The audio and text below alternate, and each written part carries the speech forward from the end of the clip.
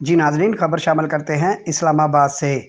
توہین case chairman P T I election commission میں پیش، 2 اگست کو فرد جرم عائد ہوگی۔ Chairman P T I Imran Khan توہین کیس میں الیکشن کمیشن میں پیش ہو گئے اور ان پر 2 اگست کو فرد جرم عائد ہوگی۔ الیکشن کمیشن کے ممبر سندھ نثار درانی کی سربراہی میں 4 رکنی کمیٹی نے توہین الیکشن کمیشن کیس کی سماعت کی۔ Chairman P T I election commission کے سامنے پیش ہو گئے۔ ممبر نثار درانی نے کہا کہ آج chairman P T I per charge frame ہونا تھا۔ پی ٹی آئی کے وکیل شعیب شاہین نے کہا کہ الیکشن کمیشن پہلے ہمارے اعتراضات پر فیصلہ کرے۔ گزشتہ سماعت سے چیئرمین پی ٹی آئی کا وکیل مقرر ہوا ہوں، مجھے کیس کی فائلیں پڑھنے کا موقع دیا جائے۔ نثار درانی نے کہا کہ 2 اگست کو چیئرمین پی ٹی آئی پر فرد جرم عائد کریں گے۔